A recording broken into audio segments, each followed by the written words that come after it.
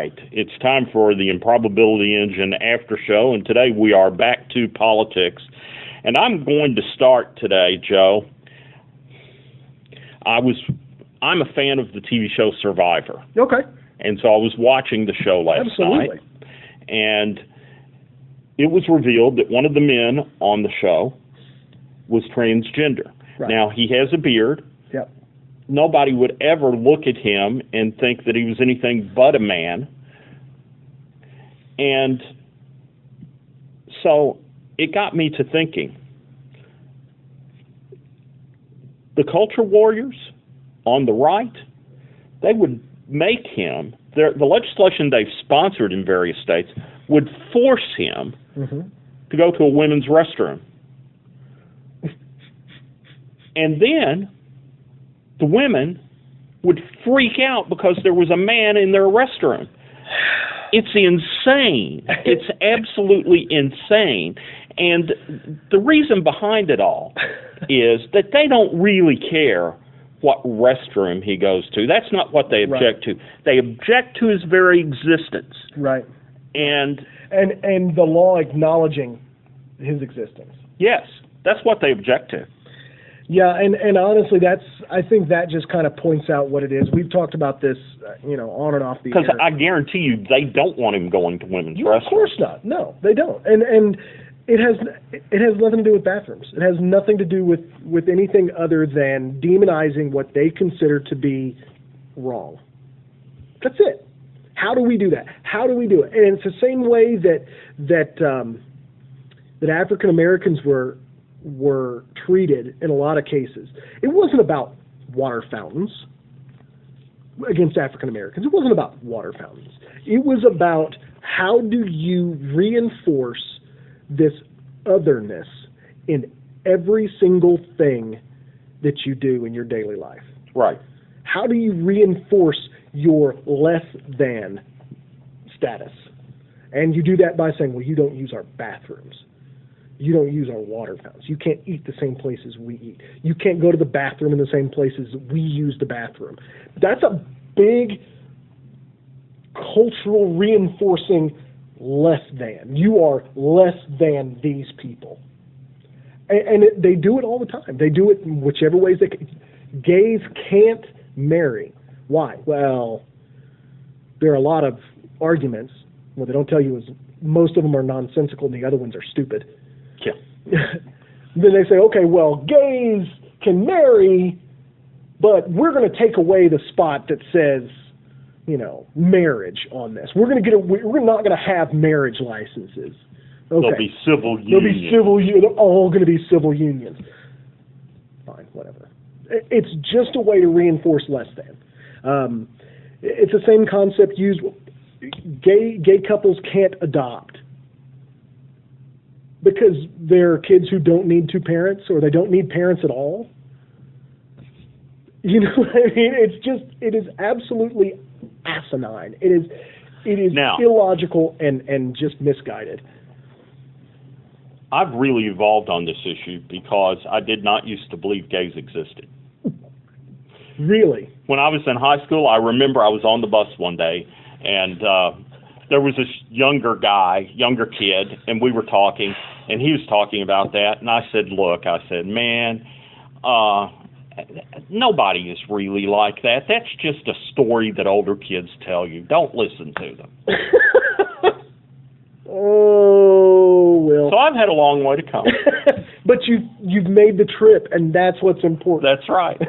That's right. No, and and I've got an additional moment of what that I'm going to throw into this conversation. Okay, go for it. All right. My nurse practitioner told me I was mature this week. Did she use the term emotionally mature or psychologically mature, or did she look at your knees and go, well, those knees are pretty mature? Well, we're not going to get into that. But you remember, is not important, you remember the song, I'm Too Sexy for My Shirt? Right. Okay. So I sing to my wife a version of that, I'm too mature for my shirt. And then I started riffing on it like I'm too mature for my toes, too mature for my toes, so mature that it shows, and, you know. I think what you're showing here is that context is really important. Because she called you mature, but I believe what you're doing is you're showing exactly what she was talking about. Well, I'm glad you're going to your nurse practitioner. That's important. Everybody should go see their doctors and medical professionals. So, been a busy couple of weeks in politics, and generally speaking, when we say it's busy in politics, that's a bad thing. Yes. There's not a lot of good news coming out of politics. I suppose the biggest news was the missile attack on the Syrian air base. Absolutely. That President Trump, prior to launching it, warned the Russians that it was coming, and the Russians warned the Syrians. So they moved all of their airplanes and evacuated all of their personnel. So nothing was destroyed, and including the airstrips, which was working the next day. Yeah, they did not bomb the airstrips. Well, they bombed like an empty hangar. The biggest thing to remember from that is, you know what, $60 million worth of missiles were fired, or more. I mean, it might even have been $70 million. Just an estimate. $60 million worth of missiles were fired. Nothing of value was hit. What the hell are we doing? I mean, well, to its credit, it was right to warn the Russians. You don't want to accidentally get into a shooting war with the Russians, okay? Right. But the problem with that was you had to know they were going to warn the Syrians because they're allies. Out something they can't move. Hit the landing strip so it can't be used. No, we're going to hit empty buildings. Could have done that, or you could have said, maybe this isn't such a good idea. Maybe we find another way to do this. It has all of the earmarks of posturing. Absolutely. And frankly, I thought that was what conservatives were against. I thought they were against posturing. Tired of posturing. What's all this posturing? Everybody, all you want to do is you're just talking like you're going to do. There's a red light, and they passed it, and you didn't do anything. Never mind that whenever President Obama went to Congress, which you should do before bombing a sovereign nation, they wouldn't give him permission. They wouldn't give him permission. But when Trump does it, it's okay. Totally fine. Because the Constitution only applies to Democrats. Now, I will give Rand Paul, one of our Kentucky senators, a little credit here, because just a little bit. Because he said that what Trump did was unconstitutional, that he had to have approval from Congress. Yeah. I don't necessarily agree with him, but he at least is not being a hypocrite. Well, and the biggest argument that I've heard for why it's unconstitutional is, A, it did not pose an immediate threat to the safety of the United States. Right. Or U.S. personnel. B, it was not covered by any other previous authorization. So if he goes and hits ISIS, that's already been taken care of. If you go and hit the Taliban or, Iraqi extremists, those are all covered by previous authorizations. Well, he tried to hit ISIS yesterday. Yeah. U.S. forces tried to hit ISIS, and they bombed the wrong people. They bombed U.S.-supported rebels instead. Brilliant. I say U.S. forces. I don't believe from the reporting that it was actually the United States Air Force. It was a U.S.-backed rebel group that accidentally bombed another U.S.-backed rebel group. Yeah, that never fails. This is the problem with getting involved in a lot of this, is it quickly becomes quagmire. Absolutely. It's just... And speaking of quagmires, news out of Afghanistan, just breaking here not too long ago, the U.S. has dropped the largest non-nuclear bomb in their arsenal on a spot in Nangarhar province in Afghanistan along the Pakistan border. It is a MOAB, a massive ordnance air blast bomb. It's a 21,600-pound bomb, GPS guided, and it's the most powerful non-nuclear weapon in the U.S. arsenal. It's the first time it's ever been used in battle. What did they drop it on? You know what? All I've got is Afghanistan. Wow. So this is what we're seeing is escalation, escalation, escalation, escalation, escalation. We've seen an escalation in Syria with the first direct U.S. Strike on Syrian forces. We've seen escalation, re-escalation in Afghanistan with the deployment of new high-tech bombs that I guess we're just testing on people in Afghanistan. We've seen escalation in North Korea with the battle group, a carrier battle group being sent to North Korea. The Afghanistan bomb was dropped on, according to the Atlanta Journal-Constitution, an ISIS tunnel complex. Yeah, maybe.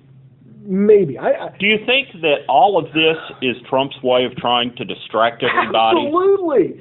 My God, yeah, that's exactly what he's doing. Don't get me wrong. It's not that these issues don't require attention. They do. But how you go about doing it matters. Quite simply, it just matters. This is a wag the dog moment. This is a president who's trying to distract from the fact that he's got one advisor has recently come out and has been said that he actually had an FBI warrant out for possible espionage.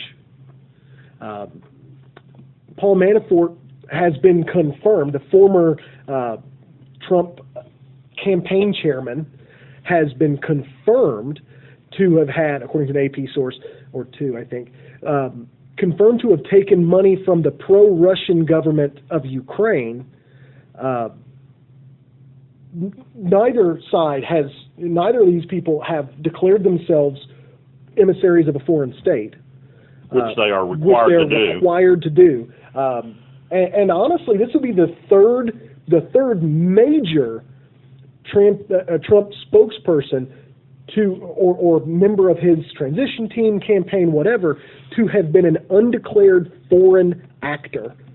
That, I believe, is major. I think that's really important to figure out. That's not good. At the same time that all this is going on, the Republican tax reform plan is being put together.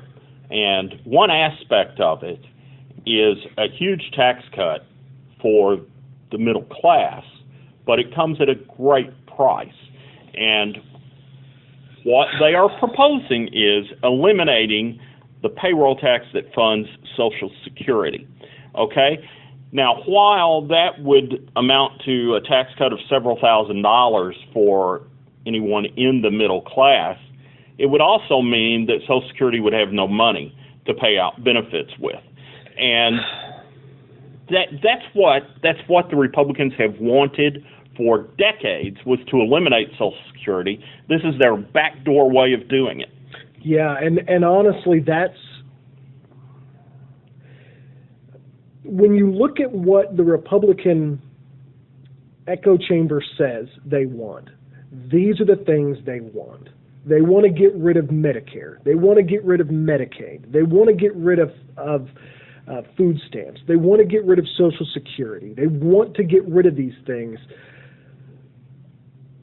And now they're actually going to try to do it. The problem is that even their base does not want this. Even their base does not want these things to happen, because a lot of their base collects Social Security. A lot of their base are on Medicare and Medicaid. A lot of their base are on food stamps. It makes you wonder why they were voted in, why that's their base, but that's a conversation for another day. It's a lot like the Affordable Care Act, repeal and replace. Everybody was talking about repeal and replace. They campaigned on it for 8 years. 8 years. This entire body of Republicans, grassroots Republicans and corporate Republicans and every Republican, moderate Republicans and extreme Republicans, they all agreed we need to repeal and replace the Affordable Care Act, which they called Obamacare. I said all along they wouldn't do it. Of course not. It doesn't make any. It's a Republican plan. Yeah. That's the only reason it got passed is because it was a Republican plan. When President Obama put it forth, he knew it was not a great deal. He just knew it was better than the status quo. He had to sell it to conservative Democrats, these blue dogs from Arkansas and South Dakota and so on and so forth. And the only way you do that is by making it a conservative plan. Because on the left, you go, look, this is not it's not a great deal. There's no public option, which, frankly, would solve the major problems that are facing the Affordable Care Act right now. But you had to sell it that way. Well, now the Republicans are looking at it going, yeah, it's not good, but, gives a lot of money to insurance companies. Yeah. And that makes us happy. Yeah. And it actually covers some of our people, and they like that. So I guess I'm okay with that. And it actually saves some money from certain programs, so that's okay. I saw a very interesting article, by the way, within the last week. And I can't remember where I saw it. But anyway, the author of the article had gone and talked to people in the Trump areas of Pennsylvania, talked specifically to Democrats, people who had voted for President Obama, right, but then voted for Donald Trump. Yeah. And these people told him that Democrats are missing the boat right now with their criticisms of Trump over all of the lies that he's told and all of those things. They don't care about that. What they care about is their lot in life and their future and the future of their families. And they see it going down the drain, and they don't see the Democrats offering any clear proposal to prevent that. Because instead of offering anything, they're just focusing on Trump's a liar, Trump's evil, and that will not get them anywhere in the next midterm election. Well, I think you can look no further than what happened with the Clinton campaign. There was no clear message on how to fix any problems, and with mismanagement and pointing out that Trump's a damn liar, they still lost. Yeah. Although there is some good news out there. Okay. A special election time is happening. You have a lot of Republicans being pulled out of the House and being put up in cabinet jobs. One of those was in Kansas's 4th congressional district, which is Wichita and surrounding areas. An area that has been red since '94 and went to Donald Trump by 27 points. Now, Kansas, for those who aren't paying attention at home, Sam Brownback has instituted the mother of all conservative plans for taxes, and the Kansas government and all the job market in Kansas, the deficit in Kansas, everything that used to be the pride of the state of Kansas, this is Eisenhower territory, mind you, has imploded. They're running huge deficits. They're having to massively cut education, all because they have massively cut taxes. Imagine that. They're cutting all these programs, and as such, Sam Brownback is extremely unpopular. Now, the special election for the Kansas 4th comes up, and it's an establishment Republican in the state of Kansas. I believe he's Attorney General, something like that. Establishment. It's not an unknown Kansas Republican versus a virtually unknown Democrat with no real help from the DNCC. So you would expect at least a 27-point shellacking. That's what the differential was in that district for Donald Trump. The Democrat lost by 6 percentage points. 6. So there is, at the grassroots level, even in red areas, there is an anger towards Republican policies. Now, be it state policies or federal policies, I don't know. What the Democratic Party needs to do is they need to find a message, and they need to find it right now. That's very true. And they need to find standard bearers. Yep. And I use that in the plural sense intentionally. They need more than Bernie Sanders. Right. But they need people like Bernie with his kind of vision. They're not going to embrace Bernie Sanders because, and I know this is going to sound like a bunch of Sanders hoopla, and if you're a Clinton supporter, sorry, there really is an establishment corporate Democratic Party. There is. Well, absolutely. There just is. And that group does have a plurality of power. That's the one thing that President Obama did not do in the Democratic Party, is he did not establish Obama Democrats in the Democratic Party. He allowed a power vacuum to happen, and it was filled with Clinton Democrats, which are... Those people are basically Republican light. Yeah. And that's why Trump won, because at the end of the day, if your choice is vote for a real Republican or somebody who's almost Republican, then what are you going to do? Right. And so what you have is you have a group of people who are not talking to the American people. Bernie Sanders had a lot of success because his contrast, even though his name recognition compared to Clinton was zero, even though his campaign contributions early on were zero compared to Clinton, he was able to force that nomination fight to the last day. Now, what that tells you is, A, either you've got a candidate that's terrible, which I don't think Hillary Clinton unto herself is a terrible candidate, but what it tells you is that the message that candidate had was not strong. You're seeing a real schism in the Democratic Party, and if it is not fixed, you run the risk of 8 years of Republican supermajorities, majorities, and Trump White Houses. Because I'm here to tell you, if you don't fix it, it does not go away. Right now, they're trying to say, well, Donald Trump's so bad that we don't have to address anything. And that's the exact opposite of what you need to be doing. But you're right. Even Elizabeth Warren. Elizabeth Warren is... I really wish she would have run for the nomination. I like Elizabeth Warren. I love her. She's smart. She's articulate. She knows exactly what the problems are with certain things facing Americans, and she's willing to address them. The problem is that she is an anti-corporate candidate. I think ideally what the Democrats need is somebody about 20 years younger than she is with the same kind of intellect and the same ideas. Well, and the problem is, who is that? I don't have a clue. You can't look at Cory Booker.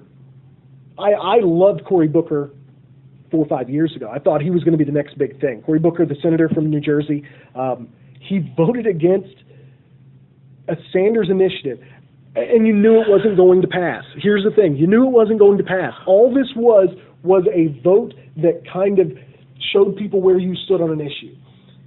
And it was for the reimportation of drugs from Canada at Canadian prices. That's all it was. Right. They're not some dangerous drug in Canada and we get to buy them. No, these are the same drugs, but because the Canadian government is allowed to negotiate prices with drug companies as part of their national healthcare system, they get the same drugs cheaper than the United States. It's illegal for you to import those from Canada, but it's also illegal for the United States government to negotiate with drug companies. Go figure. So what you've got is Senator Sanders puts forth an idea, fine, we're going to make it legal to re-import drugs from Canada and see if we can get better prices, cheaper prescription drugs. Now that's something everybody's okay with. Yeah. Cory Booker voted against it. And to me, sorry, that tells me where you're at. Now, don't get me wrong, in his state, there are a lot of drug companies. But that tells me who's he's giving support to as opposed to the American people on the whole. Anything else? There's so much more, but not today. I think we'll have to wait till next week, and I hope everybody tunes in. It's going to be interesting, I think. That brings to a close this edition of the Improbability Engine. The world's about to be destroyed. There's no point getting all annoyed. Lie back and let the planet is all around. Despite those next to defeats, we